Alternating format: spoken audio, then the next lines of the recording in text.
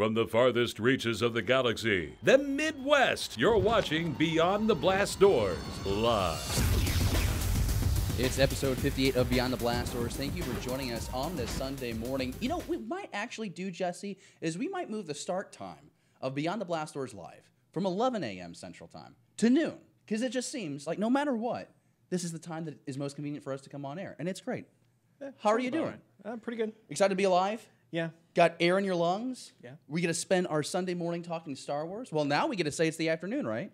But I want to know why you have the blue cup and I have the red cup. Okay, so they're themed, right? The best lightsaber color ever, and then Sith, right? But it's what's in the cup. It's not just water. Oh, no. This water has Death Star ice cubes, okay? Death Star water. You might remember, a couple days ago, I did a video. I was like, best finds on Amazon. I got into whiskey, and I wanted like a larger cube that wouldn't dilute my whiskey so fast. And so I found like the silicone thing. You can find the video on our YouTube channel right now. And these Death Stars last forever. So we put these in the water right before we started the episode, and so now we're going to see how long they last. I think they're going to go forever. Forever and ever. Hey, no water can withstand the magnitude of this Death Star. Yeah, at least until a proton torpedo hits it.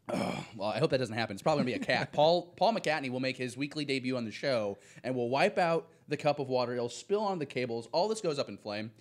We'll be back on next week. He is somewhat of a MacGyver. Hey, so on this week's show, we're going to talk about a lot of great things. We really are thankful that you're with us here on this Sunday talking Star Wars. If you haven't already, give us a thumbs up on the video. If this is your first time checking out Beyond the Blast Doors, thank you so much for joining us. Be sure you leave us a comment in the live stream. If you're catching us on the rewind, drop a comment in the section below. Jesse, I think a great idea for them to do would be to subscribe if this is their first time. Oh, yeah, definitely. Subscribe and ring the bell, right? Ring the bell. So that way when we go live, eventually, or when we drop new videos or we have other episodes of other shows drop, you're the first to know because you rang that bell and you hit the subscribe button. A lot going on this week. We are learning that there's a lot of stormtroopers in The Mandalorian. We're possibly going to see new footage of the Jedi Fallen Order video game from EA that's set to drop later this year. And also Patrick Covey, former host of the Resistance broadcast with Star Wars Newsnet, is with us. He's kind of making his return to the Star Wars community in the podcasting and live shows. And so we're like, hey, you know what? This is the first interview we're ever going to do live on air, and we'll make you the guinea pig. And he, for some reason, said yes. I don't know. I don't know why he was so willing to say yes, but he's been patient with us. We're going to talk to him later on the show. So let's go ahead and get underway with this. I think the first place to start is something that we try and always do is to give us perspective, know where we come from, what happened on this day. And 1967, Jesse, we had a very special birth. Laura Dern, Vice Admiral Haldo, was born. Oh, yes. Oh, wow, you're really excited about that. Tell me what happened in 1999 then. Well, what happened in 1999, the recordings for The Phantom Menace began. And we do have visuals of this. There we go. So Laura Dern was born on 1967. There we go. Vice Admiral Holdo herself. In 1999, we did have those recordings begin for The Phantom Menace. And that score, I still think you can say the Phantom Menace score is one of the best in the saga. Like, without a doubt, right? Yeah, it's definitely one of my favorites. In 2012, we got the Clone Wars episode Crisis on Naboo. This aired on Cartoon Network. And this was the one where Obi-Wan is, like, undercover as a different bounty hunter. And they go on there, and there's like a duel. Dooku tries to capture the Emperor. And then in 2016, big day, Darth Vader number 16, right? Oh, yes. It was the start of the Shoot-Torn Wars, and it was also the debut of Space Whales. Yes. We call them Space Whales, but they are truly called Purgles. And did they work for you when you watched Star Wars Rebels? At first, not so much. I kind of like, I didn't want to see them again, but we kind of did. Yep. But after seeing it a couple times, I've finally accepted it. Just gonna let it happen. Well, hey, you know what? We were able to get through what happened on this day. What do you think about these major events that happened here on this day, February 10th, throughout the galaxy? Honestly, the Darth Vader 16. Yeah. That's wow. That's a long time ago. It feels like it was a long time ago, but it really wasn't. It wasn't, but it feels like a long time. Kieran Gillen did such a great job with that original run, and just that the cover art of that, it was like that gothy Darth Vader, pretty spectacular. And of course, we talk about all the time how that first run was so pivotal, so crucial, I think, to Star Wars comics in this new era, because so many readers latched onto it. And then it was just like luck that they could follow up on Volume 2 with Charles Soule, and that could be arguably even better. So, really cool story there. But I feel like Purgles, that's what everyone's going to run away with. Purgles. So, let us know down the live stream, or if you're watching on the Rewind, let us know in the comments below what you think about that. But let's get underway. We've been waiting too long. Real talk. We got to get onto this. We got some pretty cool topics to discuss. And the first one that we have here, of course, the segment where if it's on the screen and it's Star Wars, you can watch it. We're talking about it here. Taika Waititi discussing filming of Star Wars: The Mandalorian, and we have a photo of him. He was on set. This was from a little while ago, but he was on set, of course, on The Mandalorian, shooting his episode there with Jon Favreau, and there is so much excitement about this show because of this shift in storytelling. We're putting a lot of resources on the streaming service, and we know. I mean, we've heard Bob Iger on that call last week say, this is where, basically this is where our attention is going, and we're investing a lot of time and energy into this. And so Taika was just talking about like the difference in style between Star Wars and the MCU, and something that I really appreciated, Jesse, and I love your take on this, is he's talking about humor. Just like how the humor in the MCU, they're just two different beasts. You have to kind of exist in the galaxy, in the universe of Star Wars, and as someone who's kind of had a frustration with how humor has been incorporated in Star Wars, you have to be excited about the awareness that this director has. Yeah, like it's not that I don't want humor, in Star Wars or anything, but I think in particular, like The Last Jedi, that opening scene with Poe Dameron, I did laugh at it the first time. Mm-hmm. The second time seeing the movie, though, I actually did not find. I was like, this is unnecessary. Like this drag the film out, waste of space kind of thing. But when you think about what Taika, because we've seen what he's done with Thor Ragnarok. I mean, that's the most recent movie that we go to. And I love that movie. Just the spectacle that he created with that, and now his opportunity to have that on Star Wars storytelling, and it's him and it's Favreau. I mean, these are like the top dogs right now in the industry. And when you're hearing that he's a fan first, and that kind of feels like it should be a prerequisite, doesn't it? I mean, aren't you comforted at all? The fact that this guy is a fan of the universe and he's saying these things. I mean, it's kind of what you want to be hearing after the backlash of Last Jedi, after the backlash of Solo. That has to bring you some reassurance. Yes and no, actually. Rian Johnson claimed to be a fan, and look at a lot of the things that he said, after The Last Jedi. There was some divisiveness, and everything, and so it's just like, yes, maybe he was a fan, but on what degree? This though, I mean, his follow up in this interview, that's where it's like it catches my eye because again, maybe I'm biased because it involves his comment about Boba. Well, right. So the fact that Boba had such an impact, and we have a quote here that I'm just going to read. That for most kids growing up with those films, Boba Fett was one of the most favorite characters, even though he's barely in the films. Just the idea of bounty hunters, the helmets are so cool. Just getting to see characters like that. And now he gets to direct at least one, maybe two episodes where he's going to be able to dictate the story of Mandalorians in that cool armor. You can kind of relate to him, right? Oh, yeah, for sure. I mean, that's what I was like, oh, my gosh, look at this guy. That was my reaction as a kid, like, and then, that famous line, no disintegrations, and, this Boba's standing next to, Dengar and, the other bounty hunters, IG-88 and whatnot. It's just like, these guys are all kind of scary, looking. Like, I would not want any of them after me, but, Boba stood out more to me out of any of them because it was like, I always liked armored characters. I think that you can be really excited about what Taika is saying because, one, he's a fan, and I'm going to take that for comfort. Mm-hmm. I think you have a valid point with Rian Johnson, The Last Jedi, but you're talking about one of the best filmmakers right now doing movies. He's a fan of the franchise. He's also a fan of the culture. And not only is he a fan of the culture, and he's been thinking about what these characters would do for a couple decades, he's also with Jon Favreau, who's kind of like the overlord on all this thing. And we know that he has such an in-depth history with Mandalorian culture through the Clone Wars, with Rebels. Yeah, and John's been working with Filoni as well. So this should only bring you more excitement as we get closer and closer to the debut of Star Wars on Disney Plus, because we know Disney Plus is dropping at the end of this year, and we know that The Mandalorian is going to be one of the premier titles to be right there when it becomes available to the public. I mean, is it bad? I'm more excited about The Mandalorian than I am episode 9 right now. A lot of people are saying this, and I'd like to know what people are saying in the live chat right now. I want to know, are you getting more excited for these products? Because we're not just getting The Mandalorian, we're getting Cassian Andor. We're getting the last season of Clone Wars, you know, hashtag Clone Wars saved. So there is so much future storytelling happening there. And again, we don't know of a movie in the theaters after episode 9 here in 2019. We thought last June we were going to find out when the next standalone was going to be. That announcement never came.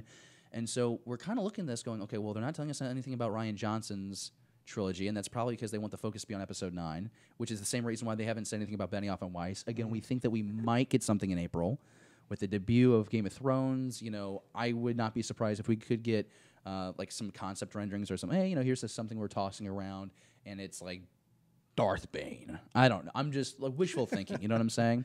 What I also like about what's in the story, and the last point that I want to make before we go on, is what he's saying about the scale of this universe that Favreau and crew are creating in the show, because he's talking about how Favreau is a genius. He says he's so smart, so good at what he does in creating these worlds. The scripts are great.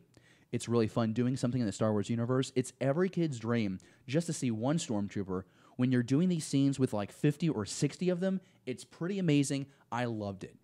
Folks, I think he just said that we're getting a scene with 50 to 60 stormtroopers.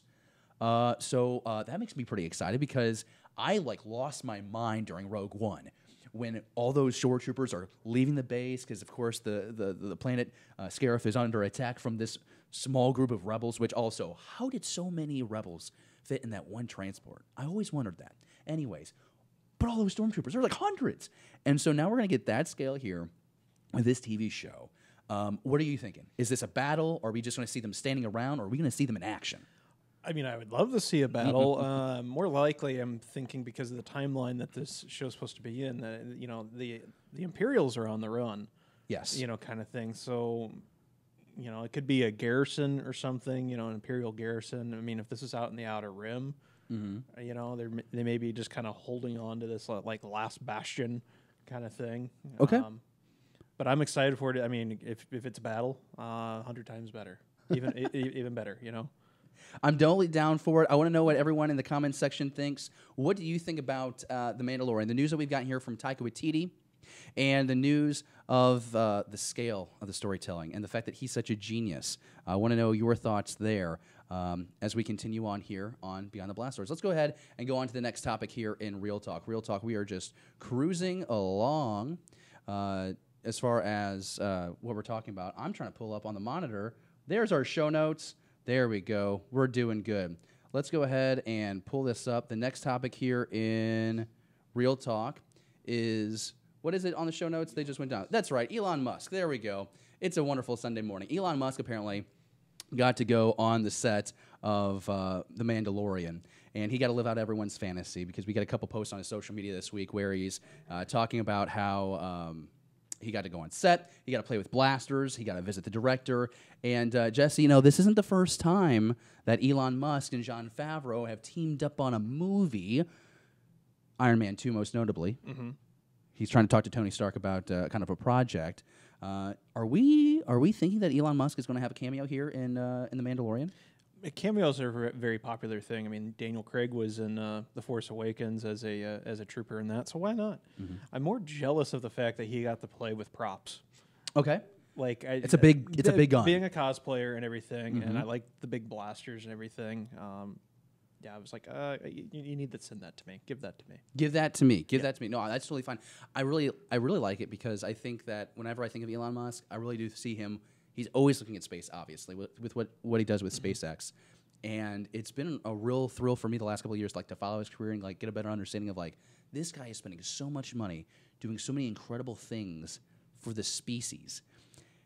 And he's a fan of Star Wars just like us. You know, it's like you get some of these like brains of our time, and like they just like kind of like maybe laugh off Star Wars, you know, or, you know, they laugh off, you know, like the nerd culture. But like to see Elon kind of like embrace it. And you see him on set, and he's just like waving this gun around. I was like, yeah, I mean, I could hang out with Elon. I think we'd have something in common. everybody. I mean, come on. You could take the most not nerdiest individual, put them on the set of Star Wars, and the first thing they're going to want to do is either A, pick up a lightsaber, or B, pick up the largest blaster in the room. I would want to pick up the lightsaber. I'm not even going to lie about it. I would want to pick up the lightsaber. But it would have to be a blue blade, just like my blue cup with my Death Star. Still a little biased about this because, I'm a gray Jedi. And gray Jedis aren't real. All right, so what do you think? Elon Musk, checking out the set. Do you dig it? Do you care? Does it not impact you? Does it make you a little bit more excited? He seems to be really thrilled by what he saw on set. He's not giving anything away. Everybody is. Everybody that's visited the set, so they're like, this is, top notch. Which is kind of like what you want everyone to say. Yeah. Like Disney, Lucasfilm, they're not going to let somebody on set and be like, oh, wow, this isn't good. This is garbage. This is terrible. This is awful. This is a waste of everyone's time. You're not going to hear that, but it feels genuine. It feels genuine. Yeah. Let us know. Live chat, or if you're watching the rewind, let us know down in the comments below. Let's go on to the third topic here in Real Talk, where we're talking about Ewan McGregor. So it's kind of interesting because we don't really have episode 9 news. We had rumors and we had some leaks come out, and we made the decision not to talk about them because we didn't want to spoil anything yet. So if you want us to talk about like spoilers or speculation from certain sources that are very reliable, let us know, and we'll try and integrate that in the show moving forward, and we'll try and give you an update. But I really don't want to be responsible for telling you something that is in the movie and you like it or don't. I just don't want to impact the way you view that movie the first time. I want you to have that experience yourself. So, but for sure, let us know down in the comments below if you do want us to try and tackle that. But because we don't have episode 9 stuff, we're talking a lot about The Mandalorian. It was really nice to get some prequel conversation in here. And Ewan McGregor, he says that he's really glad the fans are starting to finally appreciate the prequels, but Jesse, you've liked the prequels since '99. Yeah, I mean, there's things that I don't like about him. You know, what's interesting about Ewan though is, there's been a few times I've heard where he's kind of been on both sides of the scale, where he was actually very bitter about the prequels, as far as fan reaction. But now it's just do you blame him? You can't really blame him, and then this isn't the first time that we've heard about one of these actors or actresses kind of being upset about that treatment. Right.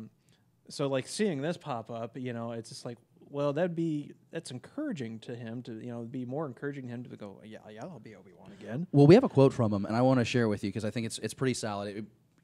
It basically explains everything. George Lucas wanted to do something very different with the prequels, and that's why people felt cheated. It was upsetting when people would laugh and joke about it. Now, many years later, the prequels meant a lot to the generation that were kids then. So from smirking, cynical opinions, now I'm getting feedback from the kids that they were made for, and I'm really happy about that. And I think it encapsulates everything that's happening. It's so relevant to right now in Star Wars because what's happening is you have all these kids that are growing up with 7, 8, and 9 as their trilogy, and they're really into it. And this is going to happen in 20 years, where no matter the divisiveness now, and there's still people now that don't like the prequels, and they talk about it. People not liking Star Wars movies or movies in general is not a new concept. But that's going to it's going to repeat again. I remember witnessing the pod race for the first time in theaters and loving that movie. And I thought Jar Jar was a little bit of a clown. You hit the nail right on the head there, because I remember watching episode 1. Yeah. And I went to see it 4 more times. So obviously I didn't hate the movie, otherwise I wouldn't have wanted to see it, so many times. Was I a big fan of Jar Jar? No. Who is? Yeah, sorry, but you know what? Those movies have aged. Minus Attack of the Clones. Attack of the Clones still I struggle with, but I think the other 2 movies held up. And as time progresses, because I always liked Revenge, as time progresses, I love Phantom more. And so what I'm hoping with this fan reaction and this younger generation now being able to voice their thoughts, I hope this is just more fuel for Lucasfilm, Kathleen Kennedy, to push forward and give us an Obi-Wan story, whether it's on the big screen as a movie or as a limited series on Disney+. It's got to happen. And this is just one more thing, because Ewan McGregor, no matter where he stood on fan reaction, he's always said he would always come back. Because as Underground St. Louis mentions right now in the live chat, Star Wars really helped propel Ewan. Ewan McGregor, in the meantime, even since 99, he's proven he's a very versatile actor. He's known for Star Wars, but he is known for a lot of other roles too. I think of Moulin Rouge. That first comes to mind. He played Jesus after all. When you play Jesus Christ, you've hit the apex of dynamic characters, right? So really, really excited from what we're hearing with you. And do you think an Obi-Wan project is still in the works, knowing that we did have a script in progress several months ago? You know, like a couple of months back, you know, we saw that, what was it, Bob Iger said that we're currently, the standalone films were kind of like, they're like on a back burner kind of thing. And a lot of people took that as canceled.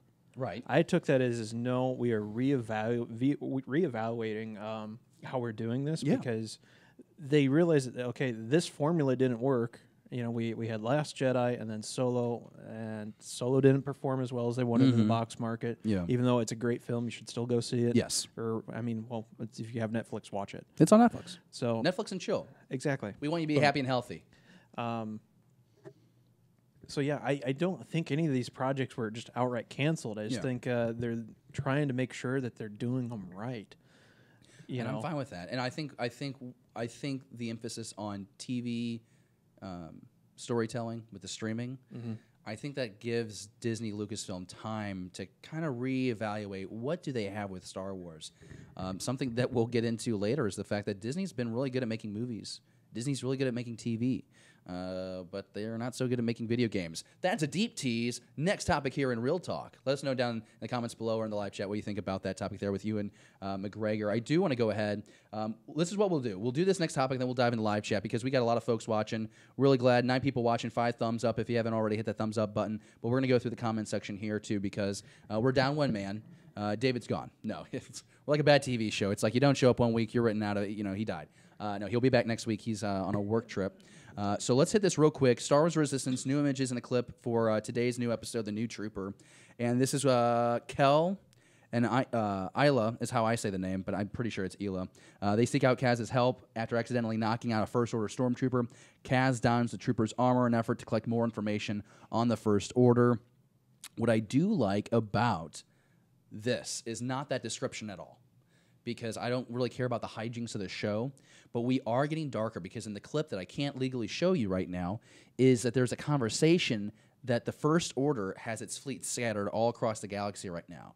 And we're learning that the First Order is a lot larger than we first thought. And it seems that Colossus, this fueling platform that this show takes place on, is in a perfect position for the First Order to commandeer and make as a stop for its navy to fuel the First Order destroyers. I'm into it. I'm ready. Give me the First Order. You know, we've been waiting. This is what, 4 episodes now into the second half of the season. Yeah. And I talk about it. I've talked about it every week. You show us Hux's speech, and people watching it on Colossus. That's what I want. So I'm waiting for that, and they've hooked on the older fan. The kids are enjoying the hijinks, and that's fine. Every time I see the Kylo Ren shuttle, I think it's going to be Kylo Ren, and it ends up being just like Phasma, it's whatever, or some other like colored stormtrooper. We now have red chrome domes. We now have a gold stormtrooper. I mean, yeah, just it's like Crayola, 64 colors in a box. Next up, fuchsia. Do you, when you hear me talking about how now Colossus is going to play a role for the First Order, does that hook you now? Because you're still saying, I think, you're just going to binge this whole season once it's over with. Yeah, that's still the plan, is to binge it. We'll talk with Patrick in about 10 minutes or so, 10 or 15 minutes. We'll talk with him, and he's a big fan of Star Wars Resistance. He's going to break down his take on it. And I think that's really important to hear from folks about why they like the series, because on this show, I think we're getting kind of skewed perspectives. Usually we're really balanced. I watch it, and I just keep saying, I'm waiting for the First Order. I'm waiting to ramp up, because I feel like I'm trying to represent, like, an adult. And Jesse's like most adults, where it's like, I'm just going to wait until I can binge it. That's fine. That's the culture. It's 2019. And I was like this with Rebels, though. I was really scared with Rebels, and Rebels took off, Well, if it's anything like Rebels, David won't start watching Resistance until 2023. And hopefully by that time, the EA contract will be expired. So there'll be much rejoicing. We're going to hope out. So that's what's going on with Star Wars Resistance tonight. Let us know if you're watching it. Let us know in the live chat. Or if you're watching this on a rewind, let us know in the comments down below. We're going to stay on camera, though, right now, because I just want to dive into the live chat and say hi to everybody, because right now we got 10 people watching, 5 thumbs up. Haven't hit that thumbs up button already? No problem. Just go ahead and do it right now. But I want to go ahead and say hi to everybody in the chat. We got Ms. P saying hi to everyone. We have Underground St. Louis. He says, if this is your first time with Beyond the Blast Doors, you will not be disappointed. That is great, because I think the moment that Sam typed that into the live chat was when I lost my show notes and the show went crazy, and I was like, Jordan, tell me the next topic, because I wrote these show notes a week ago, and I still I can't remember what's next, and he saved me. I almost swore there. I'm glad I didn't. Gotta keep it PG. As I found out, we are played weekly at the Fantasy Shop, Maplewood, St. Louis. I mean, we'll shout them out later because they're our proud sponsor. But it was really cool to walk into my comic book shop, and then I saw us on the screen, and I was like, damn, we look good. Okay, who else do we have? We got Scotty Jaro with us. Excited to tune in for my first live recording. Well, the fun thing about it, Scotty, is it's not a recording because it's live. But if you catch us on the rewind, which you should, so you can comment down below, that will be a recording. Scotty's a good guy. I met him, that was a couple of months ago. We did that live chat together. Really cool guy. Maybe we'll get Scotty on the show. That'd be a lot of fun. Sam just blowing us up here. He loved Laura Dern, but hate her character in The Last Jedi. There's a large sect on Reddit that would agree with you. Empire Strikes Back was directed by a fan, and it was the greatest on the franchise. That's true. I think you can say Irvin Kershner was... there's a documentary that I want to take like 15 seconds from, because he's like, I wanted it to be, I had to have romance, but it couldn't be too gushy. I wanted to have comedy, but it couldn't be gags. I don't know. It was just really fitting for a lot of the complaints that some fans have today. We also have Scotty saying Celebration is going to be incredible. Yes, we're going to talk about that. The amount of guests that got announced in the last 72 hours is ridiculous. By the way, welcome back, Andy Gutierrez and Anthony Carboni back. The Star Wars show is back on StarWars.com. They also share it on social media. I think Wednesdays is now when it drops, or maybe it's Tuesdays. But they do great work, and they caught up on 3 months of breaking news in under 11 minutes. That's impressive. We couldn't have done that. Oh no, definitely not. We have Marie Wilson in the live chat with us. She says, "I'm most excited about the Cassian Andor show." That's what I'm talking about, Marie.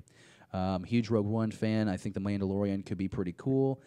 When you say Cassian Andor is the son of separatists, you're telling me that there should be a show, and I'm going to watch that, and there better be multiple seasons. We also have Xdober7X in the live chat, and he says, I think it'd be nice to see JJ direct an episode or so. He seems to have been on the same page with George Lucas. Always saw him as a new Spielberg, honestly, especially with Super 8. Super 8 was a great film. I love that movie. And how much money, not of flamethrowers, did he have to hand out to get to set? I don't know how many flamethrowers. Did you know this, that Elon Musk is making flamethrowers like consumers can buy? Where's mine? Well, apparently, the speculation here in the live chat is the fact that we had to give several away to get Elon Musk on the set of The Mandalorian, which I'm fine with. Elon has a lot of money. I don't feel like he would have to give. Stuff away to get on set. I'm pretty sure when Elon Musk calls you up, he's like, "Hey, can you do a favor for me?" You're just like, "Yeah, sure." Which reminds me of the George Carlin joke about flamethrowers, because he's like, "What kind of person had to have the thought that there's someone standing 25 feet over there, and I'd like to throw fire on them?" And then he talked to his friend who's really good with tools, and he comes like, "Hey, Ralph, look what I got!" It's just. I love him so much.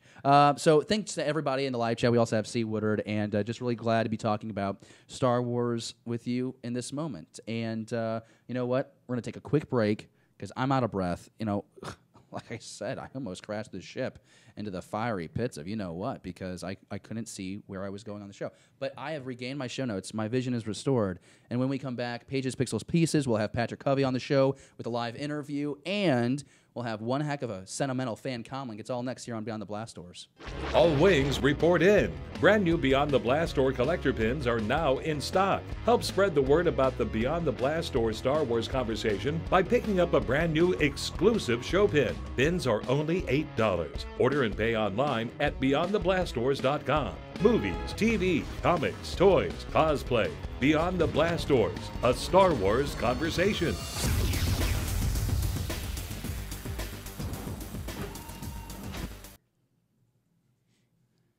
Pages, Pixels, Pieces. It's the next segment of our show. This segment brought to you by the proud sponsors of this segment, the Fantasy Shop in Maplewood, Missouri. Proud to have our local comic book shop, our official sponsor. Comics, collectibles, toys, Magic the Gathering, and board games. The Fantasy Shop in St. Louis, proudly serving St. Louis since 1981. And again, a big thanks. Got to walk in there yesterday, and everyone was so friendly. They were having a Star Wars Destiny tournament.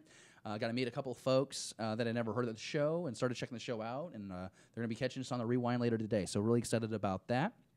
And we have some comic talk, and in case you haven't heard, Beyond the Panel, it's a brand new show here on Beyond the Blast Doors. Issue number 5 came out this past Thursday, where I talked about the Age of Republic single shot of Anakin Skywalker. You also had Star Wars 61, and something that we're trying to do differently now on this show. which we're affectionately calling BTBD Live now. What we're trying to do is not so much break down each comic book, because that's what we're doing on Beyond the Panel, but let's talk about like the moment that stands out the most in these comics. And I think that we both agree here, the concept or the debate or the discussion, whatever you want to call it this week, is an Anakin Skywalker, this Age of Republic comic book. Jesse, he seems to have a problem with genocide and mass murder, but that seems a little hypocritical for Anakin Skywalker. Yeah, because, I mean, he full-on massacres an entire Tusken Raider village, women, children, the whole shebang. So now here's my thing, because I guess I'm a jerk. I don't think that Sand people are like people. I always thought that they were like... But they are there. There was actually a Jedi in the expanding universe. There was a Tusken Raider that was a Jedi. You know what? And I think, we talked about that Myths and Fables book that's coming out in a couple of months. I actually think that one of the fables in there is about a sand person. I feel really bad about it. And I think there was a sand person Jedi too, wasn't there? Yeah.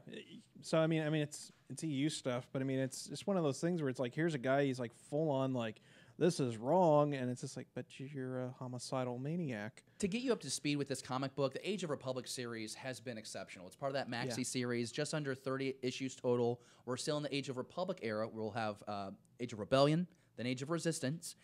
But what I love about what Jodie Houser is doing is she is showcasing that she is able to tap into any Star Wars character. She's really talented. She crushed Qui-Gon Jinn. She did a great job with Boba Fett. I enjoyed the Obi-Wan comic. I like the Darth Maul. We get Dooku next week.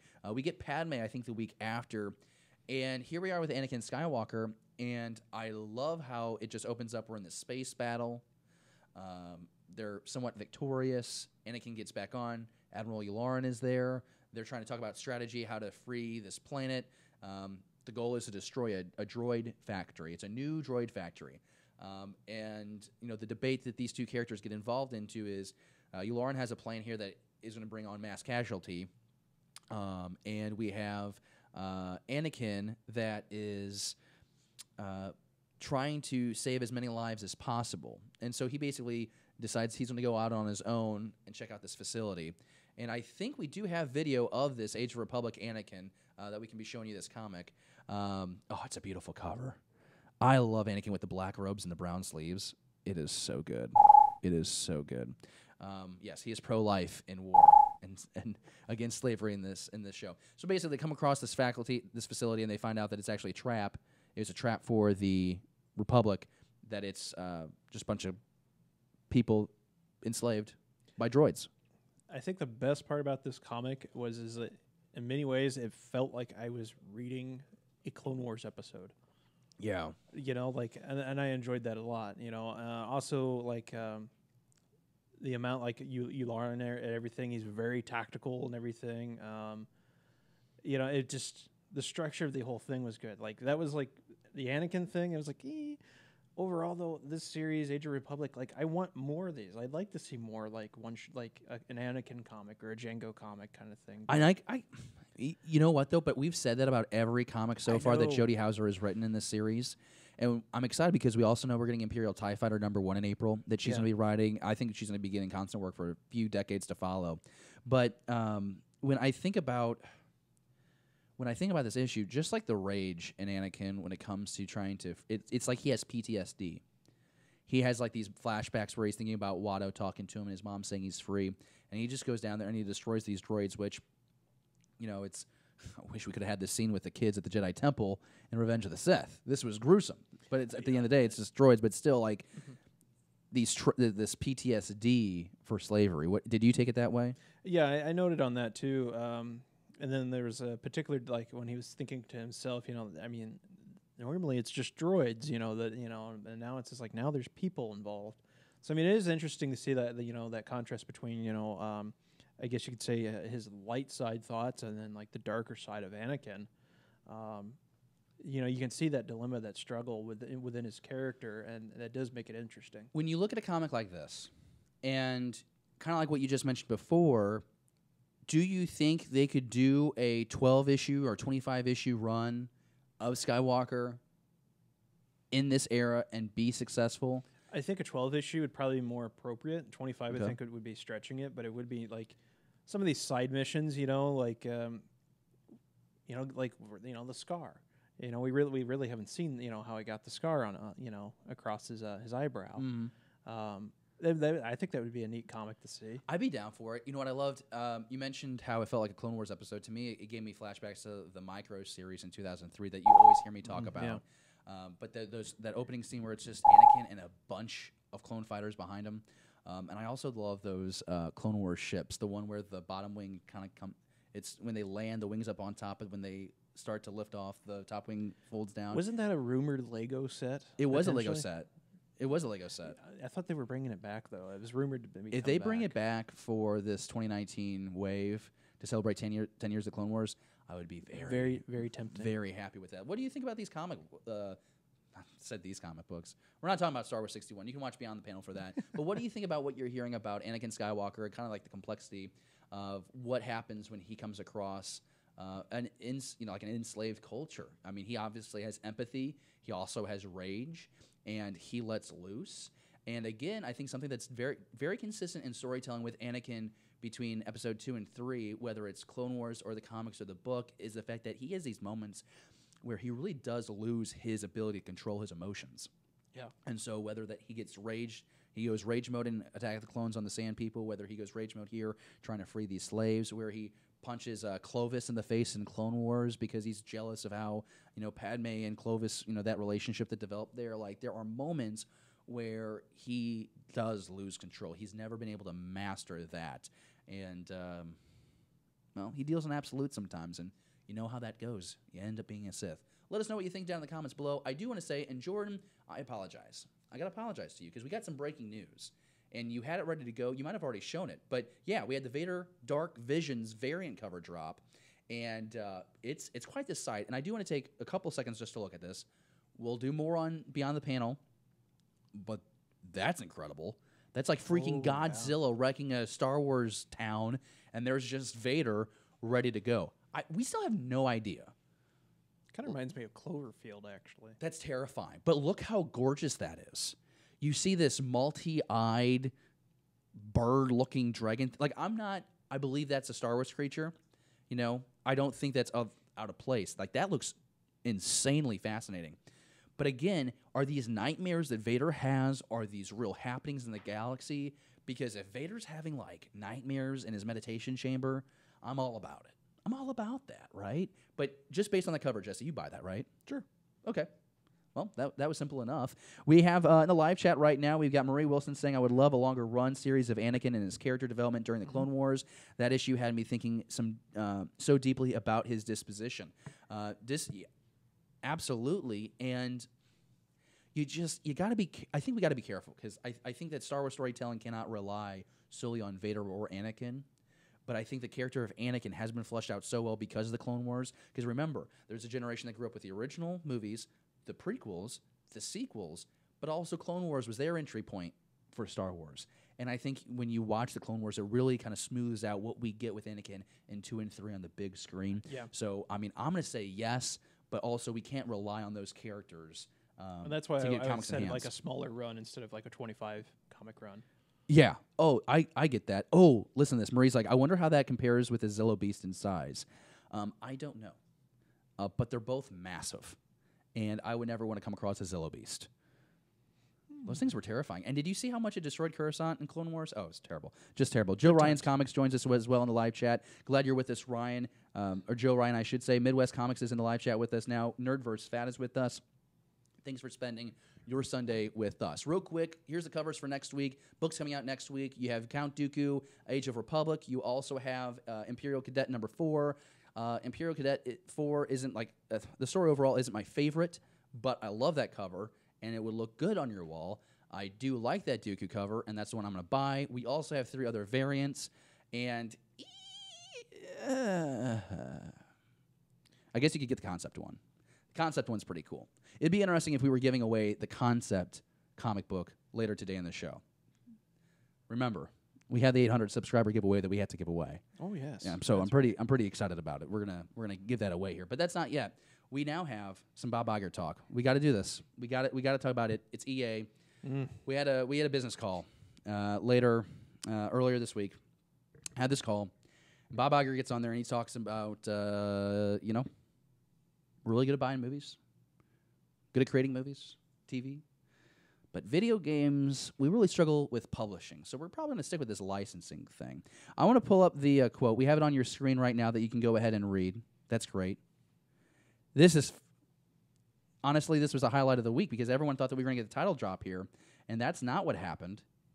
In fact, Star Wars was not even mentioned. He says we're good at making movies and television shows and theme parks and cruise ships and the like. We've just never managed to demonstrate much skill on the publishing side of games. So let's go ahead to the second quote then. We're obviously mindful of the size of that business. Over the years, as you know, we've tried our hand at self-publishing. We've bought companies, we've sold companies, we've bought developers, we've closed developers, and we found over the years that we haven't been particularly good at the self-publishing side, and we've been great at the licensing side, which obviously doesn't require that much allocation of capital. So you just take that for face value, and you're like, okay, I think it's healthy for anyone to admit that they have a problem. I mean, when you go to AA, what's the first thing you do? Hi, my name is, and I have a problem. Okay, you gotta admit your faults, your imperfections. Been to a lot of AA meetings. I've attended one, not for my own. It was a story, and but that's just in life. I think it's always easier to work with somebody who can own up to their mistakes and acknowledge those mistakes, right?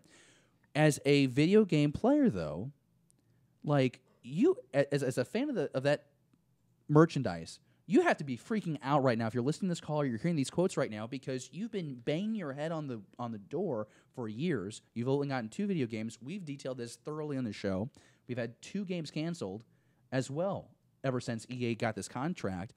And Bob's just saying the truth, man. He's like, we're just not good at this. Like, I am happy that he's acknowledging that Disney themselves, are not good at this, and that and I do agree, if they're not good at it, they are in the right to seek another developer, to handle the license rights. I just think that EA was ultimately just kind of the bad choice. But I mean, they are a large company, and it's not that they haven't had successful titles in the past, but in terms of EA handling just the Star Wars titles by themselves, they are poorly representing the entire franchise. I really want to get to know. Make sure if you're watching right now in the live chat or if you're watching on the rewind, you got to let us know right now what you think about what's going on with EA and the fact that Bob Iger doesn't seem concerned. Because can we go that third Bob Iger quote? That third Bob Iger quote where he says, "Since we're allocating capital in other directions, we've just decided that the best place for us to be in that space is licensing and not publishing. We've had good relationships with some of those we're licensing to, notably EA." Let me go back to this. We've had good relationships with some of those who we're licensing to, notably EA, and the relationship on the Star Wars properties, and we're probably going to stay on that side of the business and put our capital elsewhere. So here's why I repeated myself there, and this is why I'm frustrated, because it's not a good relationship. For as many games as you've had happen, you have had fail. And your fan base is irate. And Bob, didn't you just have to get on the phone, like, what was that, a year ago, and tell EA to knock off this transaction stuff? Rumored that Bob got on the phone and and said, "Hey, you need to cut these out. This is bad. This is bad PR." And that happened right before Last Jedi. When your video game gets kids in trouble in other countries with gambling, you made a mistake. Yeah. And we're going to talk about it here coming up, though. Some updates on Jedi Fallen Order. But this game has to crush. It has to crush because if you have a third game release and it doesn't deliver the fans, I mean, the sales only can get worse. If you're not putting out good content, people aren't just going to buy to support the franchise because they know the money's there to make better product. They know that LucasArts was working on 1313. Like, we know what we could have been having. We had a fantastic live demo for that game. And I mean, if you were a fan of the Uncharted series, and this was also going to be the first M-rated Star Wars game, I mean, this had people going bananas. Like, this looks really great. This looks really fun. And when are we getting it? And then it came out that it was canceled. And then after it was canceled, everybody found out that this actually centered around a young Boba Fett. Well, listen to what C. Woodard's saying right now. He says, unfortunately, the days of Rogue Squadron and Knights of Old Republic are just gone. I hope they get a solid game again down the line. This kills me because, like, I still have all, like I have my Rogue Squadron games. I have Jedi Academy. I have Knights of the Old Republic. I have The Force Unleashed. I have all these Star Wars games. They hold up. And in the last 2 years, I've got Battlefront 2015 and Battlefront 2017. Yeah, and a mobile game. And a mobile game.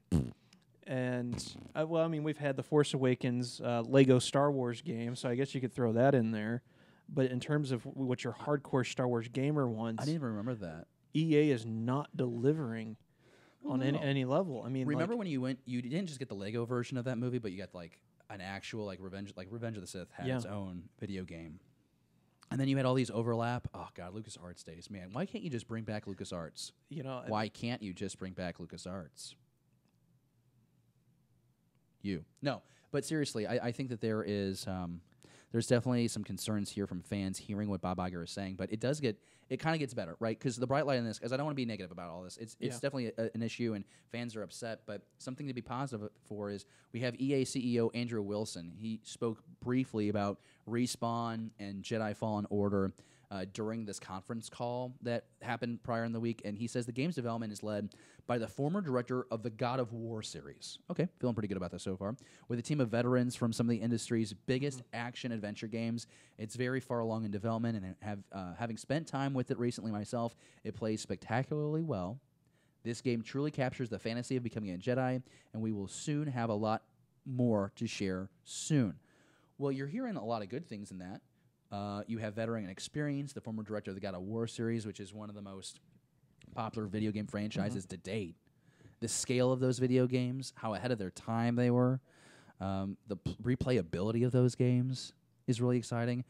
But I saw this online. Someone's actually frustrated that we're playing as a Jedi escaping Order 66. They're saying it's a storyline that's been beaten to death. And I'm like, are you kidding me? This is going to be thrilling. You could be dodging Inquisitors. You could be hiding out in a plant. You could be encountering or dodging Vader. When have we done this? Well, I think that there's like ideas like in the comic books, for example, with Darth Vader, Jacasa Nu escaped. When have we done this? I think that's the point. I've read it, yes, but you've never been that Jedi. I've never been that Jedi. The closest we've gotten to that is maybe a brief moment at the beginning of The Force Unleashed. I feel like Andrew really came in and saved this phone call because I feel like it was going in a very dark, dark place. Yeah. And Bob's just admitting, like, we are terrible at video games, and we're just going to stay with EA because there's really no better option for us. I think in terms of like a mass, like in terms of like Battlefront is like a very multiplayer heavy style game. Yep. And they had DICE handle this. Battlefield. I'm an avid Battlefield player. Yep. Okay. Yes, they have their hiccups, as well. But like, I want them to succeed. But I question. I really haven't seen too many EA games with a solid like single player or storyline game in such a long time. I would rather see another developer like Bethesda or maybe even Ubisoft have a chance at producing a Star Wars game, like an RPG style single player game. I'm still gonna beg whatever I need to do. LucasArts coming back would be pretty dope. Yeah, I mean, but that's a stretch, and I don't think that happens before 2023 if it ever were to happen. Want to shout out Discovery Bay Comics joining us now in the live chat. Discovery Bay, thank you so much. This guy's part of the comic book community on YouTube, and he does every day. He tells you what live streams are going, what premiered videos are going, contest. Metarog is another guy that does a really good job of talking about contests happening in the community, and they really help new people see your stuff and get more people involved. So really want to shout out both of those guys right now, but Discovery Bay, really good to have you in the live chat right now. Joe Ryan Comics is saying, hey to Discovery Bay. Here, listen to this. Exober7X says that you got to give it to Epic. Make a Star Wars Fortnite Battle Royale, billions of dollars made. Not sure how I'd actually feel about it, though. No, I feel like something would terribly go wrong there. It obviously wouldn't be a canon story, but I don't know. It'd kind of be fun to put, like, 100 stormtroopers on the field, and although that would take forever, right? They're going to miss. You might as well just have another Battlefront. Well, that's valid, too. I guess there's too much similarity there. Yeah, a BR style, like, frankly, as a gamer, I'm tired of BR games. Okay. They're beating a dead horse at this point. Well, we're going to have a new game. Yeah. We're going to play as a Jedi, and we were getting information about when we might actually see the first pieces of video. There was a small trailer that was done for Jedi Fallen Order back in 2016.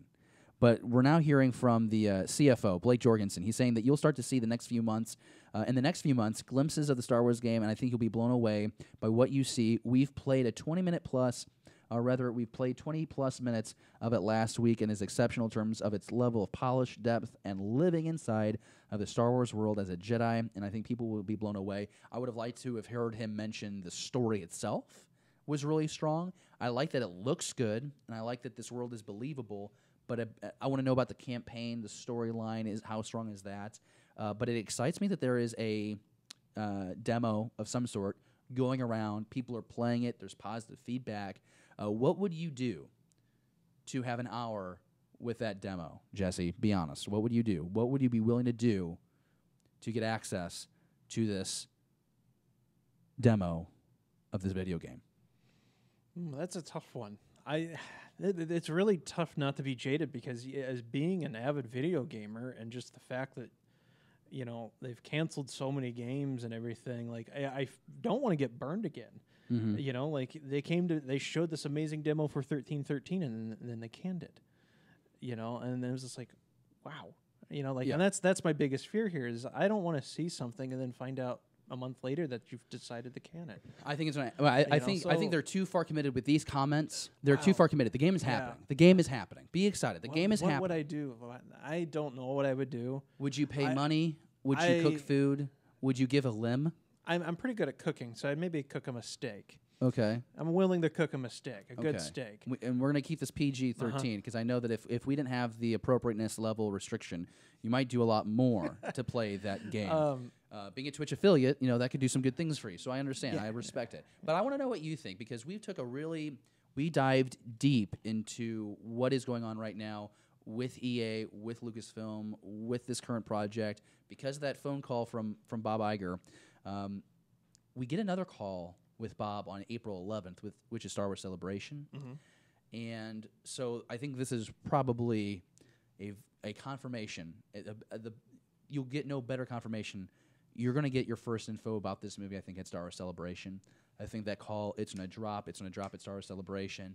And then if you don't get footage that week, you'll get footage in the near future. But again, we're going to talk about that as well with Patrick Covey coming up here in a couple of minutes. Great discussion. I really enjoyed that. Yeah. I like going in-depth like that. And if you enjoy that in-depth analysis, or if you want to call it analysis, let us know in the live chat, or if you're watching on the rewind, let us know in the comments below if you like how that flowed. Like taking other people's words and taking a look at what they really mean, how do they make us feel. That's a conversation. That's usually how humans converse in the first place. Want to shout out our sponsor real quick, and then we're going to be joined momentarily for Stay on Target, we're going to do with Patrick. We'll blast through Stash It or Blast It, and then Patrick will be up next. So I know he's watching, and I know he's excited to get on the show. So one last time, just want to shout out our sponsor, the fantasy shop Maplewood, Missouri, proudly serving as our official sponsor. Comics, collectibles, toys, Magic the Gathering, and board games. Fantasy shop in St. Louis, proudly serving St. Louis since 1981. Stash or Blast It, Rapid Fire. We're going to do this. This is where we ran out of time. We had this other stuff we wanted to talk about. We just don't have time to talk about it all. There's just no way we can do it. So, first one, Blast or Stash It, Jesse. StarWars.com has followed up with an extensive piece listing the next group of guests heading to Chicago for the event. Highlighted, you have Peter Mayhew, Donald Faison, who's with Star Wars Resistance, Jason Isaacs, Vanessa Marshall, who's Harrison Dula. You have Myrna Valesco from Resistance, Michael Pennington, Moff Gerard from Return of the Jedi.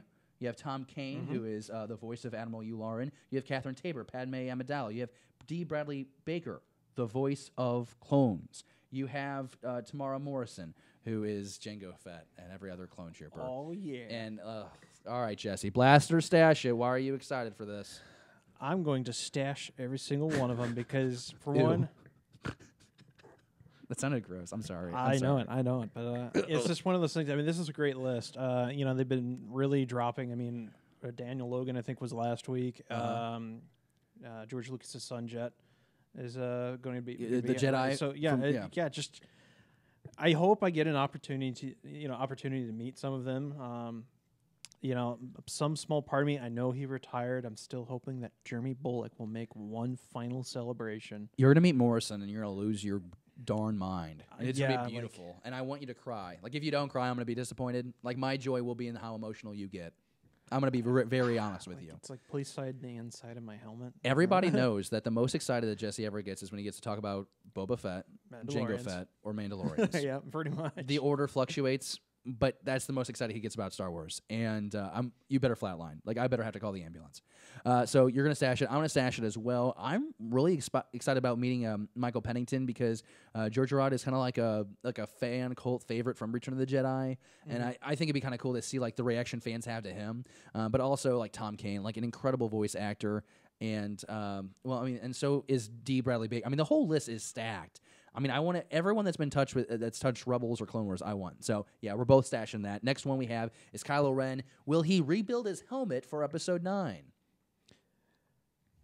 Some part of me wants to say stash it. I feel like, there's like, you can't have that. And so now he's going to rebuild it, just to smite, Snoke as an afterthought. So blasting or stashing it? Stash it. I'm going to blast it. I think if he were to do anything, he would create even a more influenced helmet that's more in line with Vader's. But I could also, I guess he could wield it back together and there would be some like, you can see how it's been like fused back together and that'd be like a symbol for how broken Kylo is. I don't know. That sounds like a story thing to do. Sounds poetic. Last one we have is will Lando wear a cape in Episode 9? Gosh. We hope so.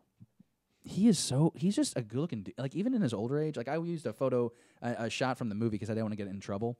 But, it's like, he's the best. I think he's going to definitely wear a cape. I think it's, I don't know. Probably the same one in Return of the Jedi, right? That powder blue one. What I want to know is why capes are not a going trend in the real world. You just don't see them anymore. Well, The Incredibles kind of reminded everyone why capes were a bad idea. You could get sucked into a plane engine, which, by the way, Incredibles 2 is on Netflix now, so watching that. Pretty excited about that. Okay, Sash or Blasted, not that much going on.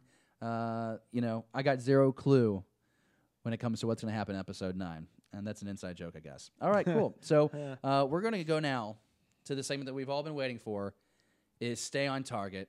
Patrick Covey has been patiently on standby with us. He joins us now on the show. He is unmuted. He is now with us. And, I'm just going to ask Patrick for the very first time on Beyond the Blast Doors after 2 years, and it was painful. It was grueling. And then Jordan joined us, and then it was like, oh, wait, we can actually do this, and it's really simple. We're now going to have a live guest on the show. Patrick, how are we doing today?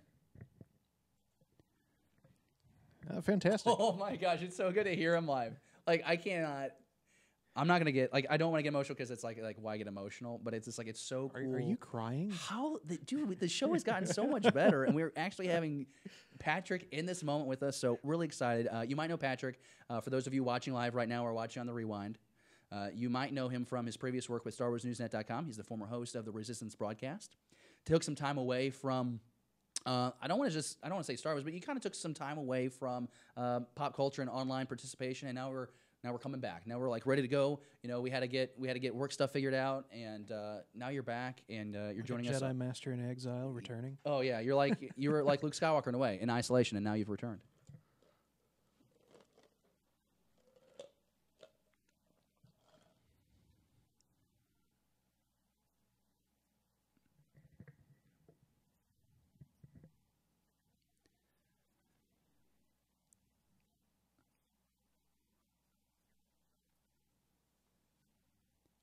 I really appreciate it, and the guy's ready. He's got the hat, he's got the set. Like he's a pro. Look at that mic, perfectly positioned.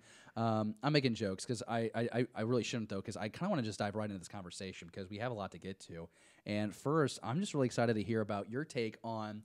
We just got done a few minutes ago breaking down that Bob Iger call and how kind of the focus from that was, Deadpool's going to stay rated R, but in the Star Wars world, the focus was on EA, and there was really no mention of Episode 9. And so I want your take, and we've talked about this a little bit before the show, but is this a sign that we're for sure not getting anything on this movie until April?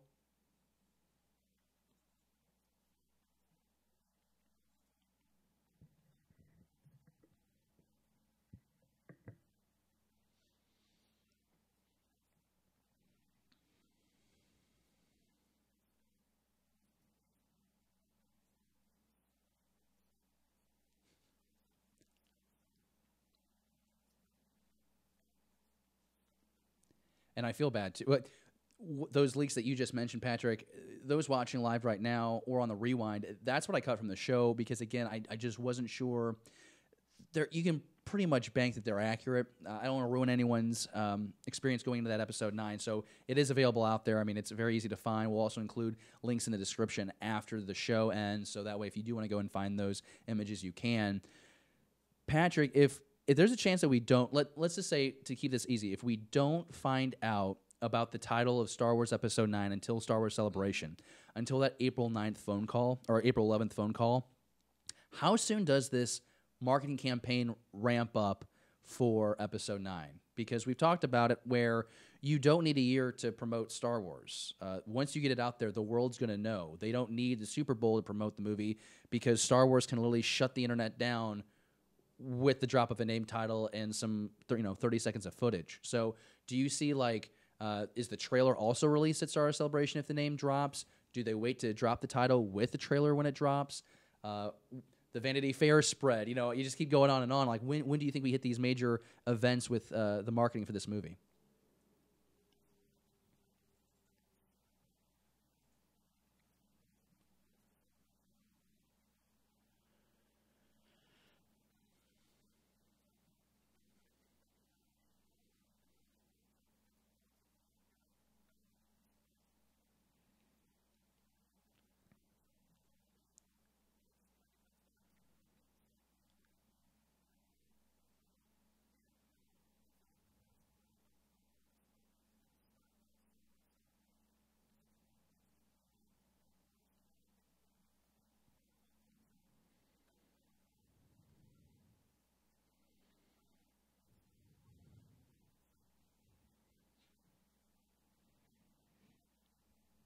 I'm really fascinated to see how this plays out because, like, what we always joke about is like the 37 TV spots you get after Thanksgiving. Mm-hmm. It's like every 5 minutes you get a new TV spot and they're just chucking them at you, and it's kind of overwhelming. But it proved effective for The Force Awakens. But something also that we have talked about is you can't market this movie like The Last Jedi. It kind of needs to be more like the marketing plan for The Force Awakens in the sense that now it's not reminding everyone that we're returning to the Star Wars galaxy. This is the last time we're going to see these characters, potentially. This is because the end of the Skywalker saga. So do you think it will its aggressiveness be more similar to The Force Awakens as compared to what we saw with The Last Jedi?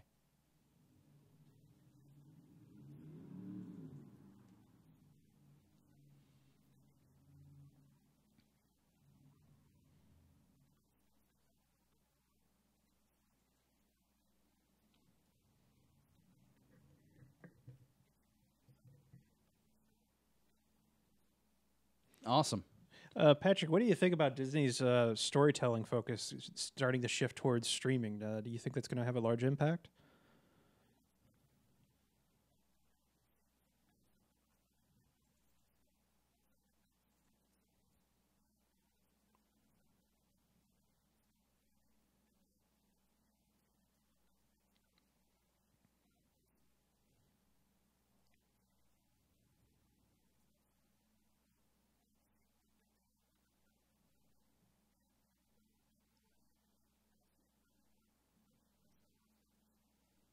Wonderful. And thanks to Discovery for letting me know in the live chat. Sounds like we have Patrick just a little low, so we're going to try and bump him up. But keep in mind that this is the first time we are doing the live interview, which is why we're so gracious to Patrick for being patient with us and being flexible with us. But if a little soft maybe now. When I post the full interview on the YouTube channel, we'll be sure to modify that audio. But Jordan will try and boost that. We're doing our best. It's the first time. So right now it's all the way up, so that's totally fine. We'll be sure when we repost this interview, we'll bring all those levels back up. But I'm also being told that people can hear Patrick just fine. So we'll just keep on moving because obviously, why would we stop in this moment? Any bet, though, how much are we going to have to pay for Disney+? What do you think, Patrick?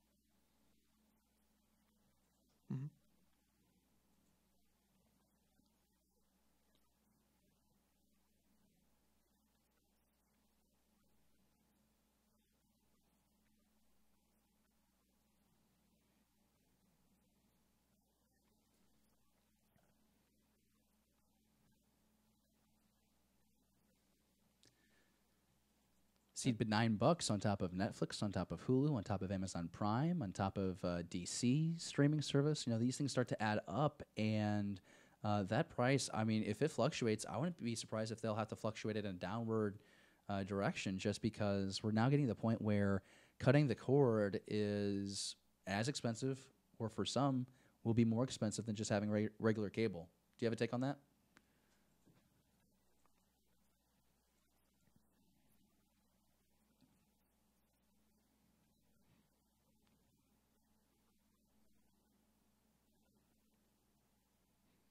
You know, let's switch over to comics now. And I love what you said about that. I don't want to get too into it. Of course, we know The Mandalorian, Cassian, Clone Wars.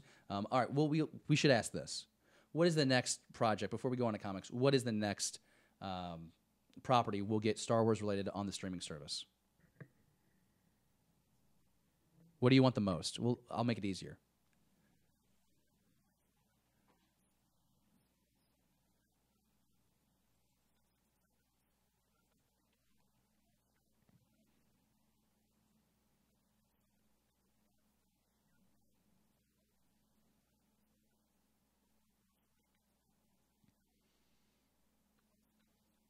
Correct me if I'm wrong, Acolytes of the Sith, isn't that the group that we're introduced to in the Chuck Wendig Aftermath series? Yeah, there was.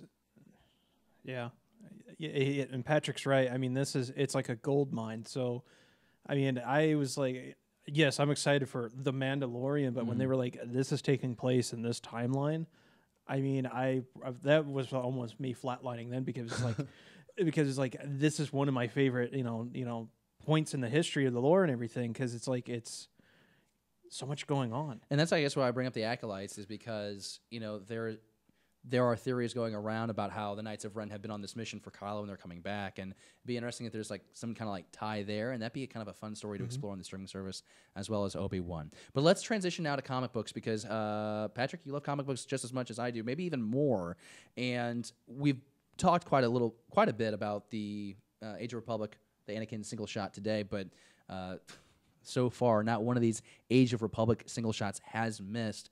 What's your take on this series so far, as in the next couple of weeks we'll transition into this Age of Rebellion? Is this Maxi series taking these quick looks at the different time periods on the canon line? Is it working for you? If so, if not, why?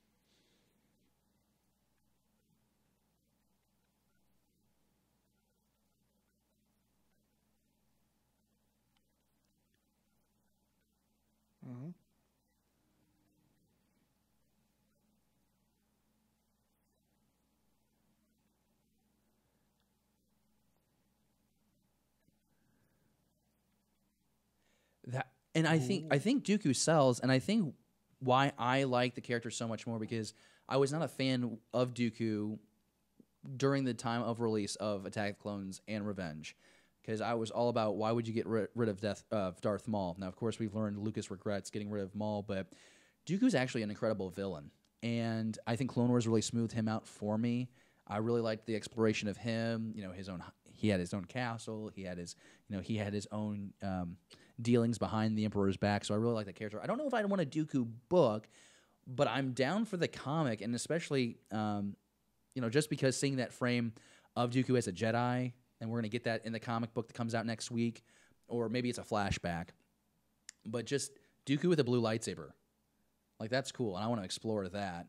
And yeah, I'm really excited for that. I think they've all hit. Jesse, you're not as big of a comic book reader, but do you have a question to throw at Patrick about this current run, maybe something that you think could have been held differently?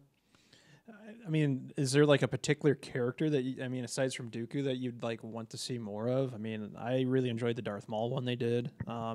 Even the Obi-Wan one that we had with the that little side adventure that he took Anakin with. Like you mentioned, these little side stories and snippets. In particular, what comes to mind is in Attack of Clones. They're talking about falling into that pit of Gundarks and everything. moments like that, would you like to see like stories more based on that, those kind of adventures? Maybe not just strictly Obi-Wan, but more of these side roles like Captain Panaka or something, or.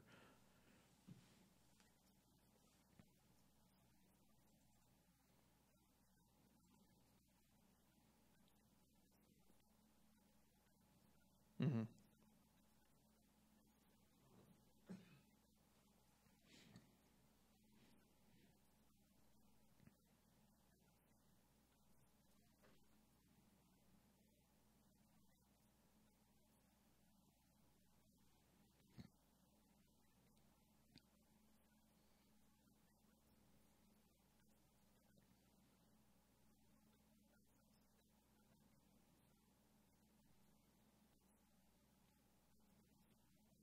Yeah, we brag about Charles Soule's Darth Vader all the time, but he actually wrote that Obi-Wan Anakin miniseries you mentioned, and it's incredible storytelling, and it's a great insight into the development of Anakin, but also the development of Obi-Wan Kenobi as a master. We see in this issue we talked about.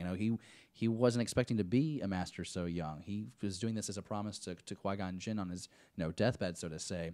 And to think that Anakin almost didn't go on his first mission because Obi-Wan didn't think he was ready. But then you see that panel of Anakin sitting there with kids half of his age. It's just like it put a lot of things in perspective for me, I think, when I think about especially Obi-Wan as a young master. All right, well, Patrick, the last thing that we have to ask you, and it's toy related. Do you want to ask him? Yeah, and toys have been kind of a hot topic recently, and everything. Do you have like a favorite Star Wars toy in your collection, or a toy that you're still hunting for?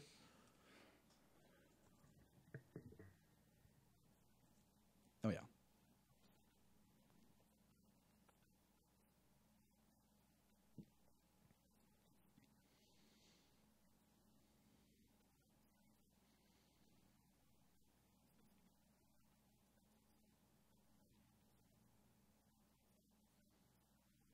Yes.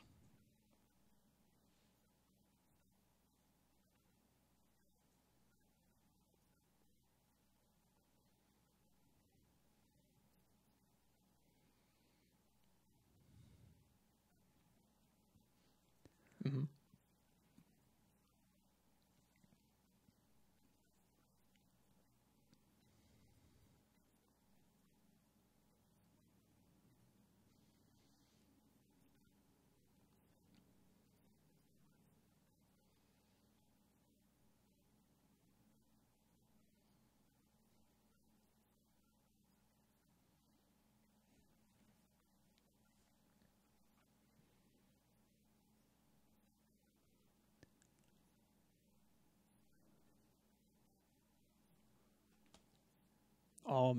I remember this contest. I remember this contest, Patrick. I was like, oh, that's just awesome. And, Stephen Staunton, he's so cool to talk to anyway on Twitter anyway. So like, Admiral Radish. gosh.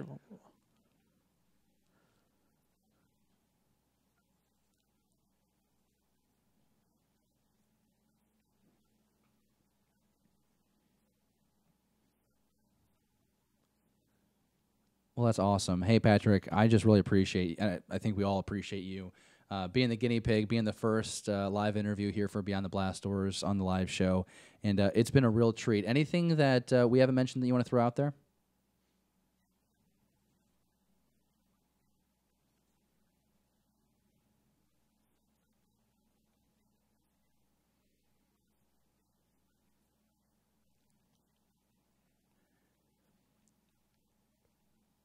Absolutely. I think the invite is always there, my friend. Thank you so much. Patrick Covey.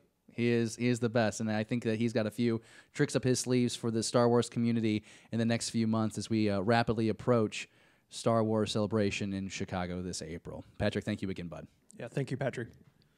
All right, well, with that, let's tap the fan comic, man. I'm feeling so good right now, and I feel like as we continue on, before we do, got to shout out Jordan, because Jordan really has done an awesome job joining the team. He's helped us go upgrade our equipment. It's a crazy.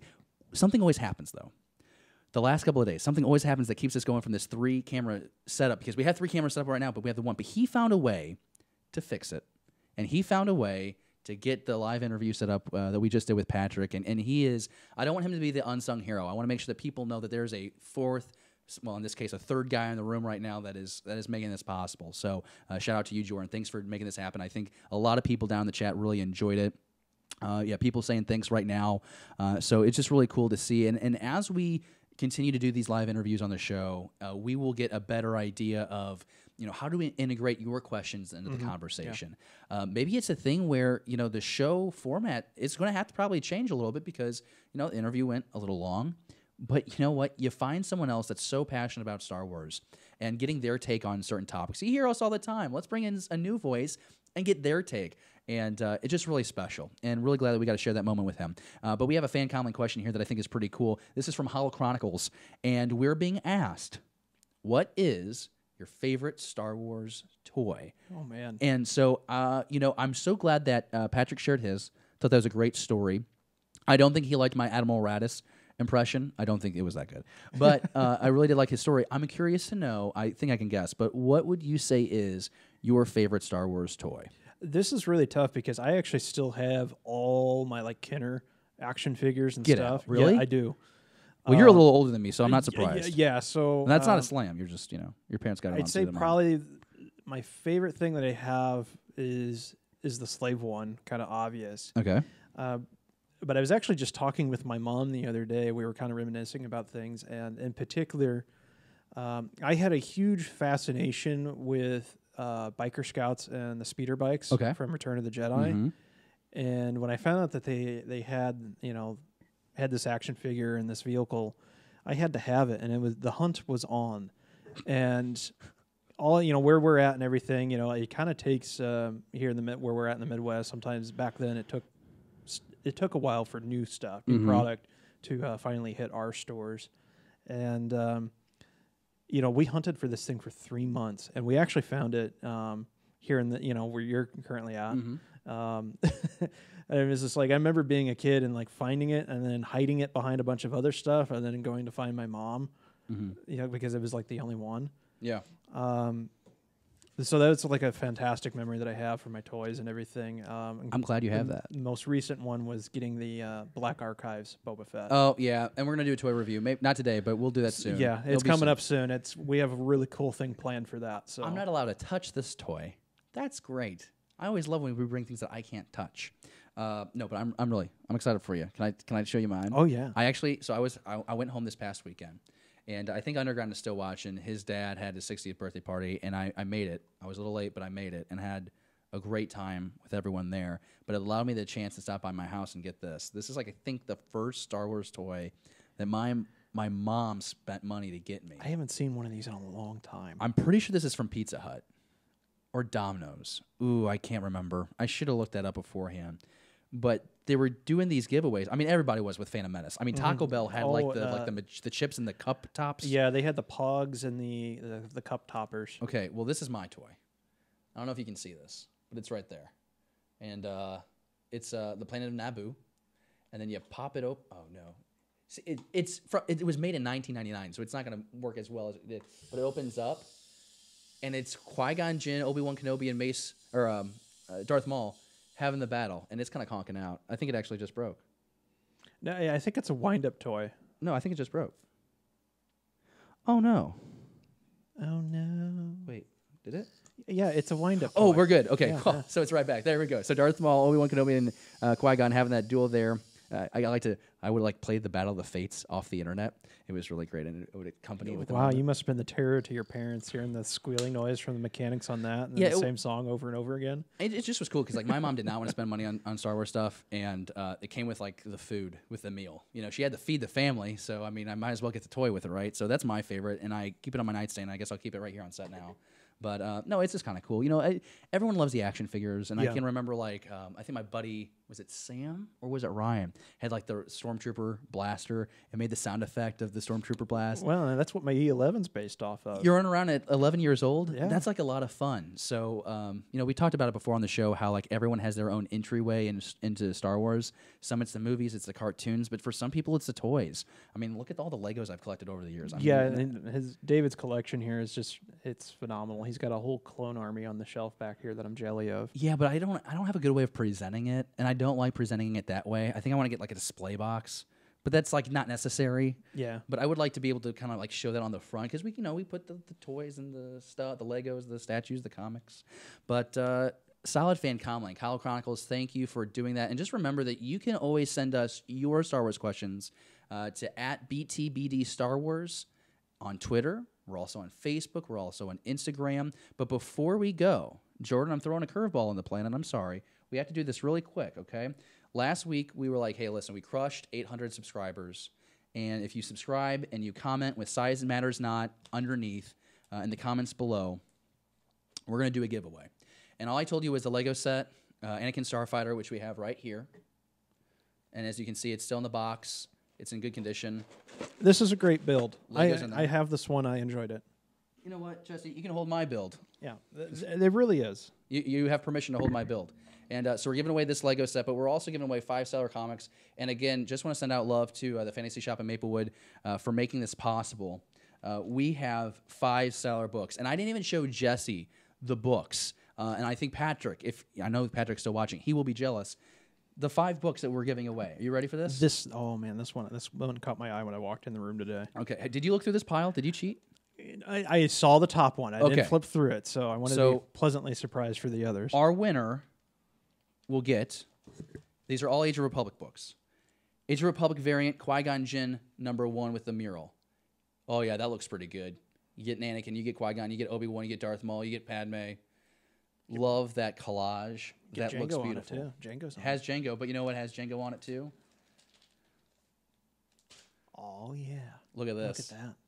Now, I told you last week that I didn't like these concept drawing covers, but I thought the Jango Fett one and the Dooku one were pretty stellar. Yeah, they look pretty good. I also mentioned a third concept cover that I thought looked really good. Jesse, do you remember that? Vaguely. All right. And keep in mind, these are all in halfback, Mylar, Anakin Skywalker concept. Again, the Fantasy Shop in Maplewood, Missouri, probably serving as our sponsor, gave us these. We also get the Darth Maul variant. This is one of my favorites. This looks stellar. And again, whoever wins this contest, and all you had to do in the last week was comment on episode 57, and all you had to do is make you could enter as many times. We said comment down below, and the more you comment on other people's stuff, the better chance you have of winning. This is my favorite cover. That's Asajj Ventress. That's a cool one. On the special. Yeah. And this one of the issues, this was the hit and miss one. Some people didn't like the 3 short stories. I loved it. I love this cover, and that's going to go in there.